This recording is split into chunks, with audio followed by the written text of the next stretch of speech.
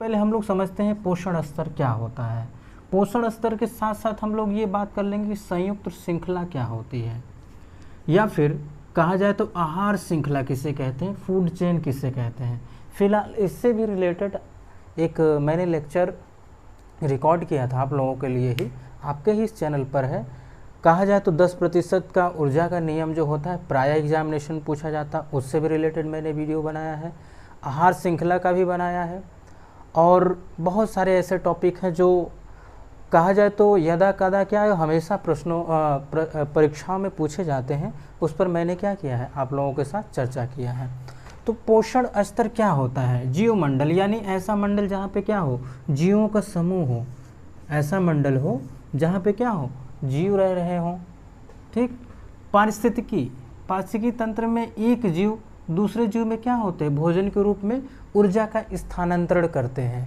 इसी स्तर को ही क्या बोलते हैं, पोषण स्तर बोलते हैं। जैसे अब आप बोलेंगे सर ये तो किताबी भाषा हो गई, अब कुछ बात की जाए। जैसे घास होता है ना, घास को कौन खाता है, बकरी खाती है।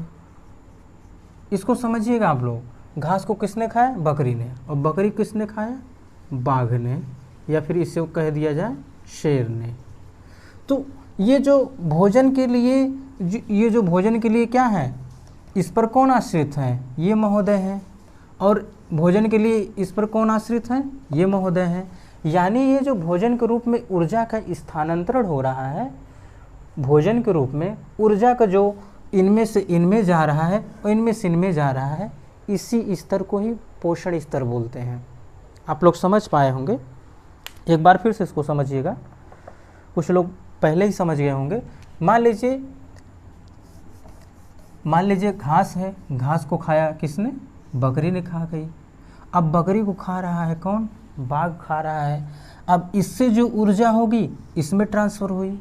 ये प्रकार कहा जाए तो ये लेवल ए है, क्या है, एक स्तर ए है, और इसमें से जो गया इसमें यानी बाघ में जो गया वो लेवल बी है।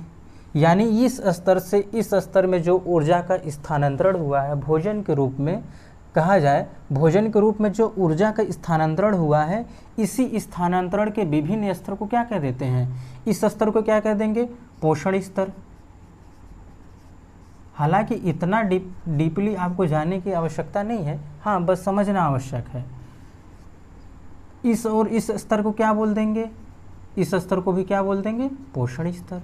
बस ये हो गया, इतना सिंपल सा है ये डेफिनेशन इसका। जीवों के अविच्छिन्न यानी डिस्क्रीट पोषण स्तरों को विभक्त किया जाता है। यानी ये जो पोषण स्तर इसको भी अलग किया जा सकता है, ये जो पोषण स्तर है इसको भी अलग किया जा सकता है। जब किया जाएगा तो इसका जो कहा जाए जो ये वाला है ये किस पे आश्रित है, घास पे है। यानी इसमें कहा गया है कि पूर्ववर्ती अगला स्तर जो है पूर्ववर्ती स्तर पे आश्रित होता है। आश्रित मतलब ये होता है कि उस पर निर्भर होता है। घास पर जो है बकरी डिपेंड है कि नहीं है, डिपेंड है, यानी उस पर आश्रित है कि नहीं है, ये बात स्वयं से सोचिए। यानी घास पर कौन आश्रित है, बकरी आश्रित है, निर्भर है, डिपेंडेंट है। और बकरी पे कौन आश्रित है, वो बाघ है। घास को हो सकता है हिरन भी खाए, आप इसको भी ध्यान दीजिएगा, क्या समझे, घास को हिरन भी खा सकता है। हिरन भी क्या है, घास पे ही डिपेंडेंट है, और बकरी भी क्या है, घास पे ही डिपेंडेंट है। यहाँ बाघ भी क्या है, बकरी पे डिपेंडेंट है, बाघ क्या है, हिरन पर डिपेंडेंट है।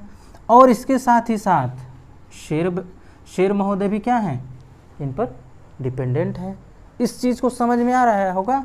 इसी क्रमिक पोषण स्तरों को क्या कह दिया जाता है, इसी क्रमिक पोषण स्तरों का जो एक चैन बनेगा इसी को ही बोलते हैं आहार श्रृंखला यानी फूड चेन। समझ गए। पोषण स्तर की क्या कहा गया कि भोजन के रूप में जो इनमें स्थानांतरित हुआ ऊर्जा का उसे हम पोषण स्तर कर देंगे। ये जो एक दूसरे पर डिपेंड हुए हैं, इनके ऊपर ये डिपेंड है, इनके ऊपर ये डिपेंड है, इन्हीं सारे संयुक्त श्रृंखला को, संयुक्त स्तर को अगर हम इकट्ठा मिला लें तो क्या बन गया, आहार श्रृंखला बन गया। समझ में आ गया होगा इतना। तो ये क्या हो गया, फूड चेन हो गया। अगर कोई इससे संबंधित कोई और डाउट आपके होंगे तो आप अवश्य कमेंट बॉक्स में कमेंट करिएगा, उसके लिए हम लोग दूसरे किसी वीडियो में चर्चा कर लेंगे।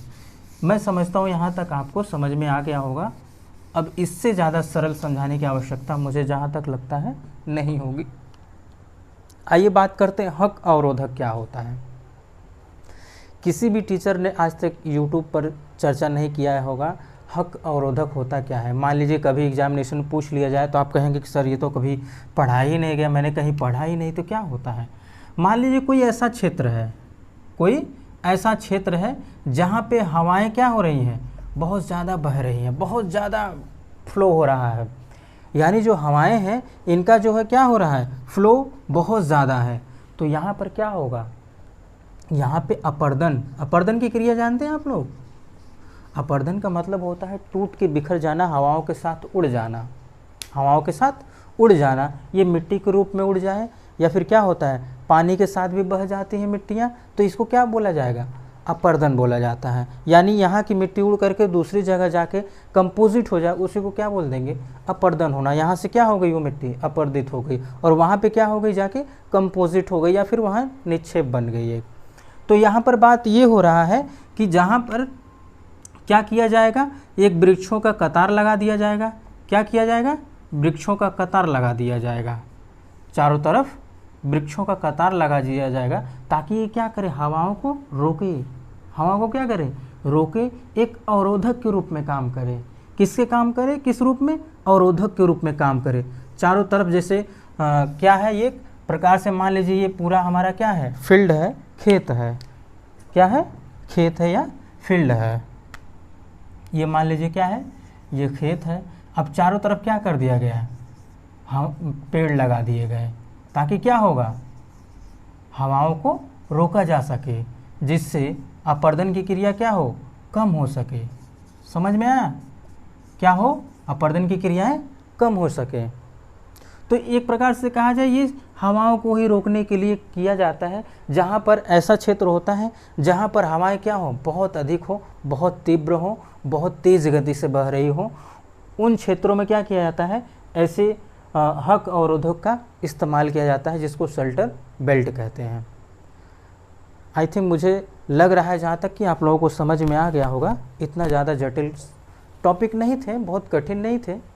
तो मित्रों, अगर आप लोगों को इतना बताने के बावजूद भी अगर कोई डाउट रह जाता है, कोई संदेह रह जाता है इस सब्जेक्ट से या फिर इस टॉपिक से जुड़े हुए, तो आप निसंकोच कमेंट करिएगा। हम लोग नेक्स्ट वीडियो में अवश्य उसके बारे में चर्चा करेंगे। तो मित्रों, आज के लिए बस इतना ही। हम लोग मिलते हैं नेक्स्ट वीडियो में नए टॉपिक के साथ। तब तक के लिए नमस्कार।